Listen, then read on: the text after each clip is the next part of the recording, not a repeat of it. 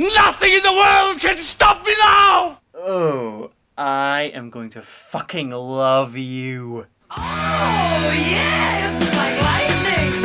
Everybody was frightening! And the music was soothing! And they all started grooving! And the man at the back said, everyone attack! And it turned into a wild blitz! And the girl in the front said, boy, I want the money! And it turned into a wild blitz!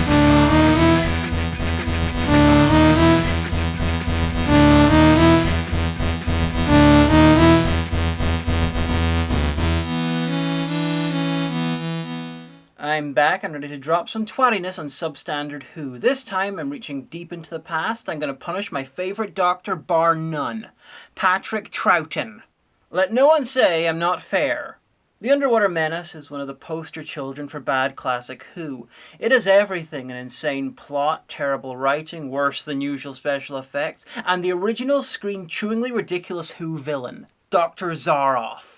The Doctor's also a bit out of character this story, but that's because this was Troughton's third story, and the second Doctor was quickly evolving into the guy that you know and I love. And, come to think of it, you might not even know. Basically, he's the original funny Doctor, and far more like the character as he is now than the first Doctor ever was, with some exceptions. Because the first regeneration had happened only a couple of stories before, Troughton in particular was insistent that his early stories have to be as good as possible, because if they weren't and the show failed, he'd be blamed. He was apparently incandescent with rage when he read The Underwater Menace. Rob Shearman, writer of Dalek, has concluded that Troughton's Doctor really crystallised partway through this story. That in his earlier stories he was very over the top, like a force of nature. But when faced with the unstoppable Joseph I as Zaroff, he decided to underplay the anarchic zaniness, and that becomes the standard second Doctor. Bang! Bang! Bang! Bang! Like so. Yes. As this is an early Troughton, he has three companions. Basically, he inherited Ben and Polly from one, and in his second story, The Highlanders, they met Jamie. O flower of Scotland, when will we see your like again? Who was so popular with the public that he was promoted to companion almost immediately. This meant that the scripts for the next few stories had to be very quickly rewritten for the extra companion, which made this even worse. How quickly did they have to rewrite it? Well, they'd already filmed the ending to Jamie's story where he and the rest of the guest cast waved goodbye to the TARDIS before they decided to make him a regular. They had to go back and refilm the end of The Highlanders. And this is the very next story. Anyway, Jamie was clearly the popular companion, so Ben and Polly left in the final story of the series, The Faceless Ones. This is one of the early stories that's missing pieces, in this case half the story. The planned animated reconstructions were cancelled, so I'm having to make do with telesnaps. Still images with the original audio. So don't worry if the video starts freezing, it's probably not YouTube.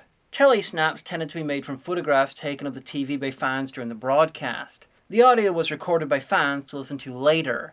In many cases, this is the only way you can watch early episodes of Who. And speak of the devil, we're missing episode 1. We open up in the aftermath of the Highlanders. The evil Kurgan was defeated and Jamie's been whisked off into time and space. We never know what we're going to find, do we? Ah, that's the fun. Please, let it be Chelsea, 1966. Hope it's a Daleks. I don't think. Prehistoric monsters.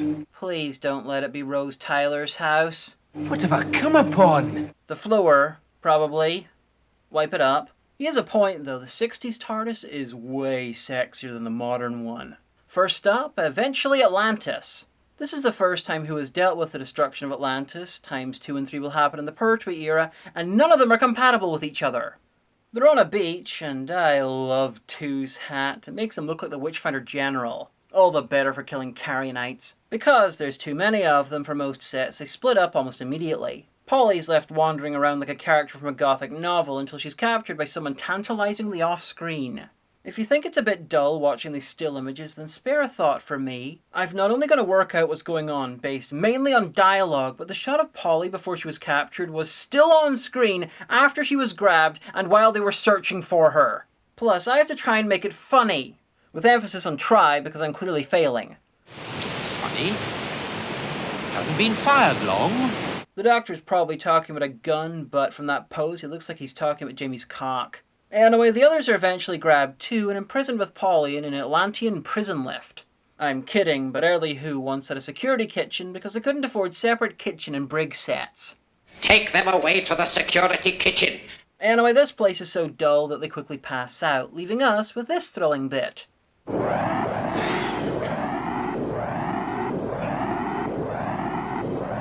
Sounds like a drill crossed with a keytar. When they come to at the bottom of the shaft, the Doctor tries to work out when they are, listing off human groups that he knows lived underground to try and narrow it down, when Polly ruins his fun by finding something from the 1968 Olympics. Mexico Olympiad. When we first left Earth, it hadn't happened yet. I trust I'm not the only one to remember the great showing from Atlantis in the 1968 Mexico Olympics. They did really well in the swimming. Plus, that parasailing movie was beyond heartwarming. So they're soon joined by a man in a ghillie suit. Polly, you speak foreign. Go and talk to him. Ask him where we are. Such a lovely language, foreign, such music in its words. Because the TARDIS telepathic circuits haven't been invented yet, they throw random languages at him until they get dragged from the lift and the Doctor starts eating the first edible looking thing he finds. Oh, but this is good. This is very good. One of the problems with telesnaps is even if you know what they're doing, you usually don't have any idea why. Luckily, the companions are just as confused. This is excellent. What's got into him? I don't know. I've never seen him go for food like this before. It's usually hats. Usually hats, you say? Is there any charming Doctor character detail that wasn't lifted from classic Who? It's a fez. I wear a fez now. Fezzes are cool. I wear a stovepipe now. It makes me look like a chimney. Chimneys are cool. The hat thing was dropped very early in 2's run, ready for 11 to pick it up again. Oh! Anyway, what are they eating? Plankton. Plankton. Plankton? What's that? Well, it's small plants and animals from the sea. I have the same diet as a whale now. Whales are cool. They're soon joined by some Atlanteans who have used their time off screen to learn English. Very polite of them. The living goddess Ando sees and hears all. The greater god Devo inspired that guy's hat. The companions are dragged off to be sacrificed or some such, but the Doctor gets some alone time with the High Priest. Now, stranger, say what you have to. And don't mention my dildo hat. Anyway, based on people from under the sea, having food made from stuff under the sea, the Doctor's worked out that a Professor Zaroff is among them. What I have to say concerns a certain Professor Zaroff. Zaroff is the surface world's greatest expert in producing food from under the sea. So he's obviously better than people who are nearly literally swimming in it. And what's more, he's right. Apparently these people needed a landlubber to tell them how to live under the sea, when they've been doing that for thousands of years. Overall, this conversation is like a Jenga pile made of sentences that don't make sense, so I'll kick it over and skip ahead. To a mask that looks shocked by the story thus far. The Atlanteans are doing a religious festival. They're standing around in the studio, carrying fish on sticks, and someone's probably fucking day gone.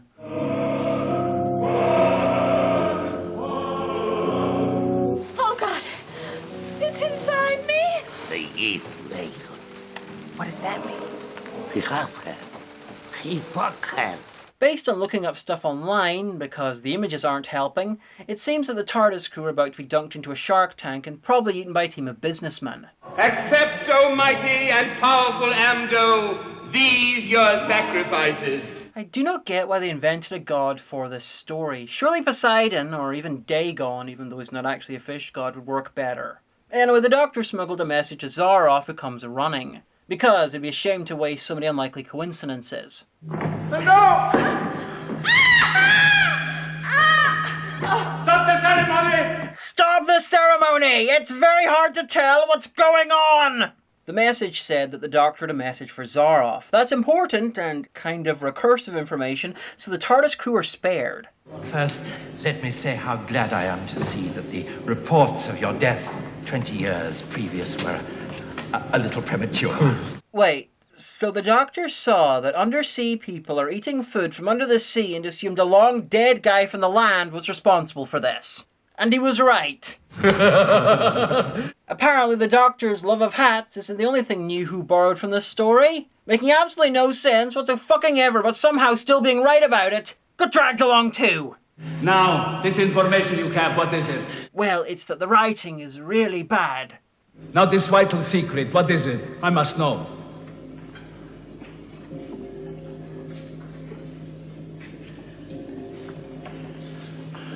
I haven't got one.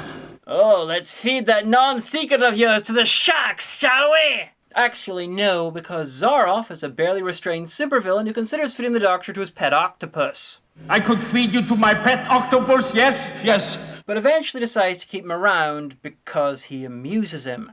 Good thing he's not Pertwee or a great white shark would be choking his great white bouffant right now.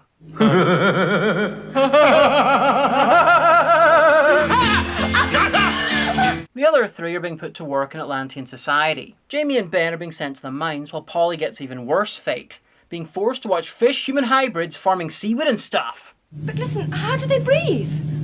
We give them plastic gills. No, I'm glad you're taking it like this. Some people get most upset when they find they're to have the operation. You're not turning me into a fish! This story went from zero to batshit very fast, and then it kept accelerating. So why is Zaroff down there with the Atlanteans? I'm not sure, but he's promised he'll lift Atlantis to the surface. I'm not sure why. They have a lift. They could just leave if they want. Anyway, part 1 ends with Polly about to go into the knife for a Kevin Costner-ectomy. Part 2 opens with the Doctor messing with the power to interrupt the surgery. If I'm to operate on the girl, I must have light. Apparently, you must also have your special eyebrows glued to your face or you just can't get in the mood. Look at the back of the shot there. At the wall. I can't tell if it's meant to be more of the lab and it slopes at a 70-degree angle, or it's a screen or a mirror and they really wanted to pretend that they live in an M.C. Escher painting. Oh yeah, it's a mirror. They must be trying to recreate the feeling of seasickness. While Zaroff and the surgeon are having a villain off, the Doctor messes with the power again, interrupting it enough for this Atlantean to rescue Polly. Who's she? An Atlantean who's willing to risk her life because the Doctor asked her to. Do not doubt the power of Troughton pheromones. That man had a ridiculous amount of sex. In real life and in the show when Jamie was around. You see, 2 and Jamie were the original Who/pairing. Troughton and Fraser Hines deliberately played it like they were a couple. Or as close as they could get away with in 1966. Why? Mainly to amuse themselves. It's all clear. Come on. I feel as though I've run 100 miles. And all of it was down very similar looking corridors. So the Doctor starts distracting Zaroff from his important work of being mad by asking how he plans to raise Atlantis. Now, how are you going to do it? Even a genius like you. Even a genius like you with a speciality in ocean food science. I mean, raising a souffle isn't quite the same thing as raising a souffle made of rock. Filled with people. He's figured out he can't raise his city, so instead decided to drain the entire ocean by drilling a hole through the mantle and at best, turning the whole planet into the largest sauna Finland ever dreamed of. When the water will be converted into superheated steam, the pressure will grow and crack the crust of the Earth. Just one small question. Why do you want to blow up the world? The achievement, my dear Doctor. The scientists dream of supreme power. I like how this conversation's happening in a lab with other scientists who are apparently either suicidal and happy to blow up the world, or just humouring Zaroff because they know it can't be done. I want to know how many steps it took for Zaroff to go from ocean food guy to discover Atlantis, fake his death, and explode the world guy. It's quite a career change. Honestly, I'm guessing Captain Birdseye fucked his wife and he never quite got over it.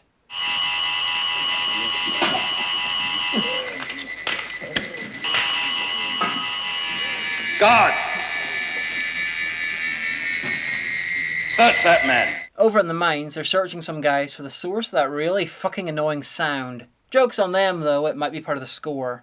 Jamie and Ben are teaming up with some other prisoners to eventually stage an escape attempt. The prisoners and the fish people have been rescued from shipwrecks over the years and enslaved. Over at the lab, the Doctor stages his own escape by creating a test tube full of Batman. Have you ever seen this? Stop him! Stop! Don't let him get away! Tell me, why do you need a compass? Well, there's no point in making a break with that one, is there? Why don't you shout it out to the god? Want to say that again? I don't think someone in the next studio overheard you worrying about the guards. Look, mate, do yourself a favour and stop treating us as if we're one of them. I like how every sentence is somehow louder than the last. The other guys found an unexplored cave and plan to go through it and hope for the best. As plans go, it's not quite on the same level as punch the foreman and make a break for the lift. Look, suppose this don't lead any place, and we want to come back. You won't, mate. They kill runaway workers on sight. So, what do you do if you run at a cave? Kill each other so they don't get the satisfaction? In another part of the mine, the people are searching for the Doctor. Naturally, he hides in the complex's only antique wardrobe. Welcome, Doctor, son of Ulysses, according to an unproduced script for the 1996 TV movie. Looking in there would clearly be too obvious and therefore not sporting. The Doctor then graduates to hiding in a leather rain outfit. Not having rain is the last thing the Atlanteans would expect. Anyway, the Doctor sends his pet Atlantean to distract the surgeon so we can talk to the priest about Zaroff's plan to blow up the world. This is what will happen. Zaroff intends to raise Atlantis, but in little pieces. I miss subtle, layered, and believable plans like this in Who. Can you stop him? But I? Why do you need the Doctor? Just feed him to a shark. You have a few trapped inside your stock footage. The priest is convinced and so goes to get the ruler. The Doctor decides to keep a low profile until he arrives. Okay, now he's just taking the piss. Well, what beats me is why Atlantis hasn't been discovered before. It was, but nothing about this makes sense, so we collectively ignore it. Anyway, the priest has decided that he'd rather not be executed too if they find the Doctor, so has found him in disguise. How do I look? Like a man who needs to blend in but wants to be as noticeable as possible. Like a tit with a rhubarb on your head. Deep in the caves, Jamie's realised that we're about to have a cliffhanger and so has fallen over the edge to provide one. Alas, he mistimed it, so they're able to rescue him before the episode finishes. Anyway, the cave leads to the temple where Polly's hiding. She's taking after the Doctor, you see, spending most of the episode taking a nap in the middle of the undersea equivalent to the Vatican, which is somehow deserted even though it takes up almost half the city. Anyway, the priest and the Doctor meet the King of the Atlanteans to try and convince him about Zaroff. He takes an unusual tack with this by pretending to be fucking nuts. No answer. Sad. I do not understand. It's okay, literally no one does. It's called The Underwater Menace, just go with the title flow.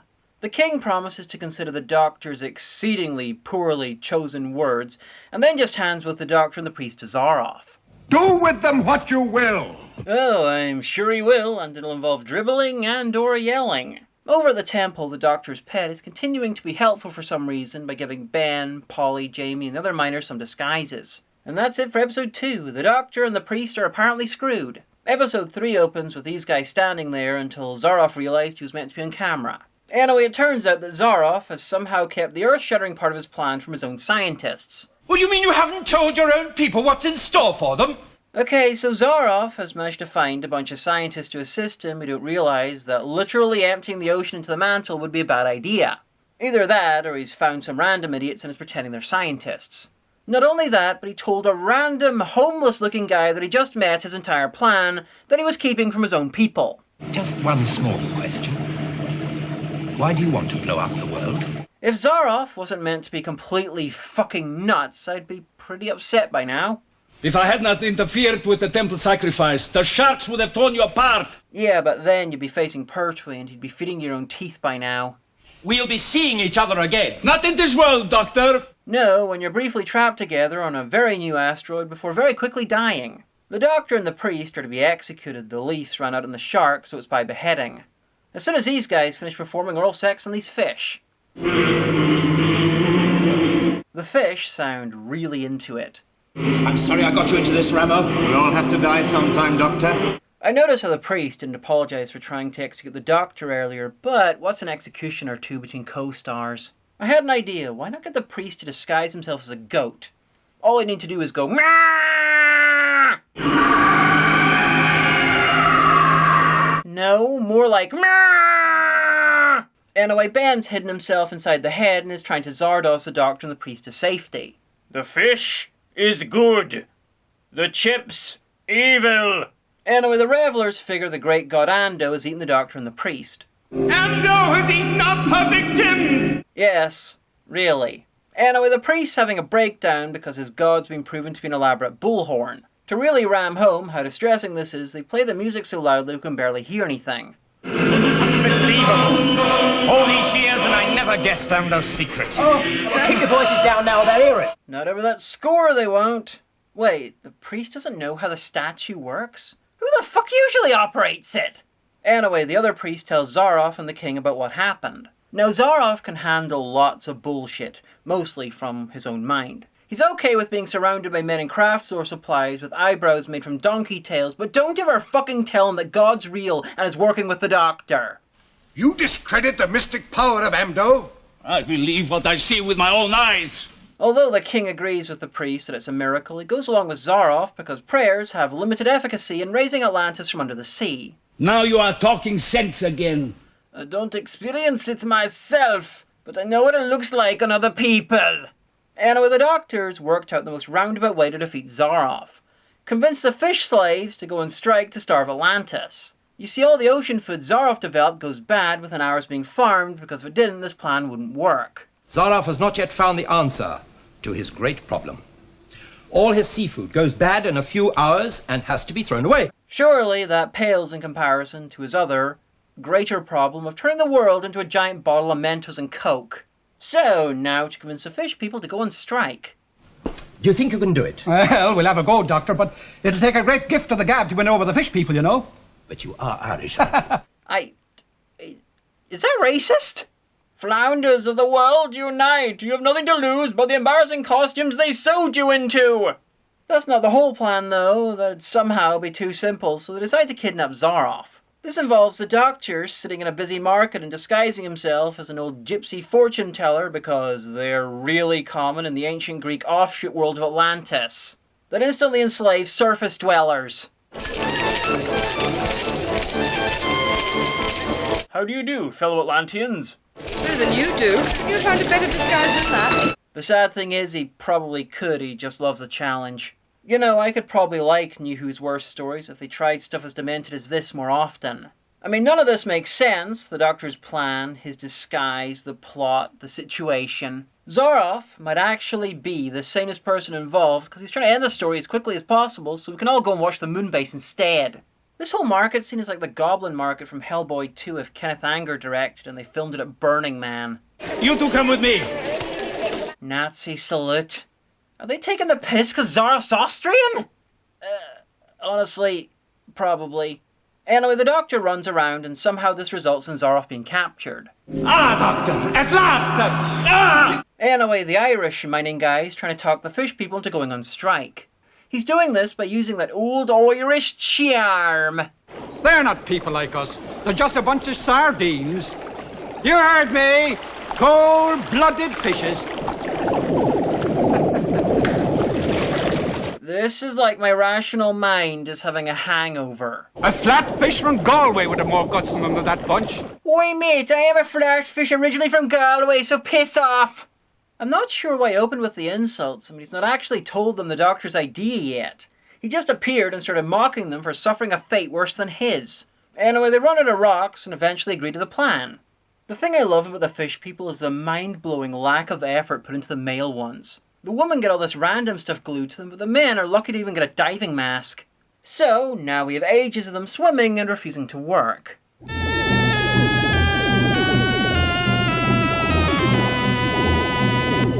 Marina, Aquamarina, what are these strange enchantments that start whenever you're near?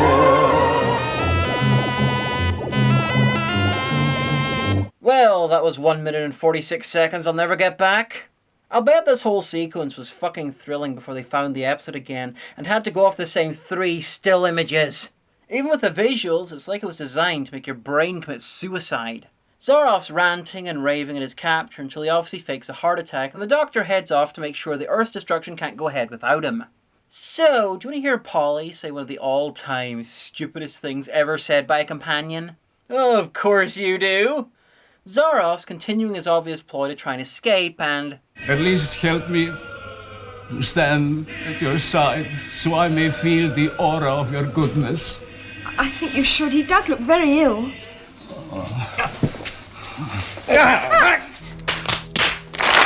She then compounds it by cowering in a corner while 2 middle-aged, embarrassed-looking men have to fight with plastic weapons. Truly, this is a shining example of the televisual art. Zaroff kills the priest and captures Polly, just in time for the Doctor to somewhat grasp the enormity of his latest mistake. Jamie, you'd better watch Zaroff. I'm not sure how Zaroff got into the caves, because the only way in is via the hole in the wall in the main temple chamber. Meaning that he avoided the Doctor, Jamie and Ben, while the Doctor, Jamie and Ben were avoiding the guys holding a service in the temple. probably should have mentioned that there's a small army of parishioners there. Anyway, how did Zaroff get a struggling, non-bound, ungagged woman out of a statue, across the temple, and into a hole without being spotted by an army of worshippers? Polly's rescued by Jamie, Ben, and the miners, while Zaroff runs off laughing at his evilness. He's away! Ready to gun down the king and have one of the best cliffhangers in the show's history. Nothing in the world can stop me now! Hope you liked all those clips in the last 2 episodes, because we're going right back to the telesnaps. The Doctor and Ben find the aftermath and the king's still alive. The bullet missed every vital organ, it hit him in the forehead. The Doctor's worked out a new plan to stop Zaroff. Apparently starving him's not working as well as he'd hoped. Flood the lower level of Atlantis, which apparently contains only the temple and the lab. Our one hope of stopping Zaroff is to flood all this lower part of Atlantis. Oh, but that means in here. Yes, the temple and Zaroff's laboratory. And the mine, surely? But the miners probably don't count. The biggest problem is that Polly and Jamie have gone to the lab. And the fact that they don't know how to limit the flooding once they start it. Yes, but will the water stop there? Dunno. We'll have to take that chance. Yeah, my plan might kill literally everyone here and destroy a whole civilization, but sure, it'll be grand. Hey Atlantis, you might want to investigate the concept of compartments. Now, I have no idea what's happening here, but it sounds a bit like the Doctor's cocking Ben's shotgun. I'm sure it's even worse than I can possibly imagine. He usually says that sort of thing for Jamie. Anyway, they need to get past the guards to get somewhere that's probably important so they can mess things up. A guard? How are we going to get past him? Walk past him. What, in those trousers? Oh, you think I look a bit conspicuous, do you? Yeah, but you're downright subtle compared to what you were doing earlier on. Eventually, they decide to pretend the Doctor's a prisoner and Ben's a guard. And we get one of the best exchanges in the show's history. How do I know he's a wanted man? Oh, blimey, look at him. He ain't normal, is he? Apart from the obvious brilliance of that line, I love how the guard has no idea who the Doctor is. Meaning he's managed to miss the entire story! Once inside, they start messing with the machinery, eventually, somehow setting the room to flood. Do you know what you're doing? Oh, what a question! Of course I don't! There's no rule against trying, is there? I don't know if I've gone mad or if this story has started being really funny.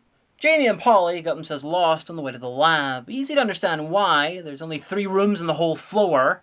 The walls in the cave have started to crumble, letting in the sea, though I'm not sure if that's due to the Doctor or Zaroff or both of them or just good timing. And why is there a setting to do that? Earlier on they talked about warning everyone about the flooding, but since they all hung around here, instead of doing that, it's kinda their fault when everyone gets drowned. Also, Ando looks really disappointed with this finale. What do you expect? They must have all been drowned. Ah, well, probably a better death than the one that's in store for us when Zaroff lets off his explosion. Everyone's really calm about what's going on. I think the whole place is pumping drugs into the air. It'd explain quite a lot, actually, and would remind me of the Macra terror, so that's cool. The Doctor's finally made it to the lab, and Zaroff's men know even less about the coming floodwater than they do about Zaroff's plan. And that's an achievement! They must be devoted to you, to allow you to blow them all to pieces. What? What's he talking about, Professor? Of course! I assumed he was destroying the world as a piece of avant-garde political protest. Now that I know he means to kill everyone, I'm right out! I mean, I'm part of everyone. This won't do! The scientists run off before the flood arrives, leaving the Doctor, Zaroff, and Ben. Jamie and Polly have spent much of the episode still trapped in the caves and finding out if they can outrun water. Which they probably can, I mean they've not drowned yet. Zaroff's locked himself behind a cage in the lab. He has the plunger to set off his doomsday machine. Of course he's still drowned because I'm pretty sure the whole ocean couldn't drown into the mantle in a couple of minutes.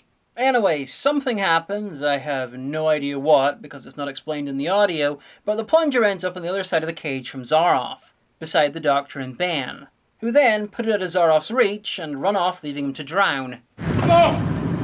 No! You cannot do this to me!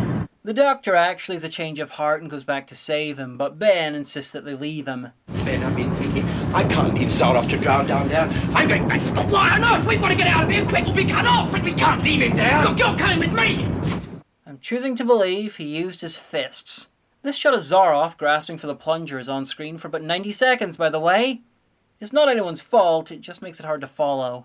Zaroff drowns alone, barely out of the reach of his weapon. Polly and Jamie climb or swim or something to the surface, an achievement as Atlantis is apparently so deep that they needed a pressure chamber on the lift on the way down. The surviving Atlanteans have kind of learned their lesson. But we will have enough left to build a new Atlantis. Without gods and without fish people. Though they've not completely learned their lesson, or they'd remember they've a lift and just leave. Besides, God didn't do this. Any of this. This is the only time where the weird bloodthirsty cult is blameless and science ruined shit. What do you mean without fish people? Are you going to kill them or set them free? Because neither would surprise me. Ben and the Doctor also made it to the surface. How? I'm guessing the lift, as no one else uses it. They have a happy meeting on the beach because they all assume the others had drowned. Clearly, no one involved watches much Doctor Who. They get back to the TARDIS and set off for their next adventure, the Moon Base, the second appearance of the Cybermen and a far better adventure than this one. I'm very sorry, everybody, but I'm afraid the TARDIS is out of control! Overall, this is terrible on every level. Except maybe the brief bits in episode 4 where it realizes it's also hilarious and embraces it. Zaroff is a classic Who villain for all the wrong reasons, but without him we wouldn't have the magic of Soldeed. My dreams of conquest! Or anyone played by Stephen Thorne. I created this world! Or even Shiraz Jack. I want the head of that perfidious, treacherous degenerate brought to me here, congealed in its own evil. This story does have something for everyone, whether it's weird religions, immoral genetic experiments, terrible disguises, supervillainy, or even 3 minutes of interpretive swimming. It's just a pity that almost everything in it is crap. Next up will be a return to New Who.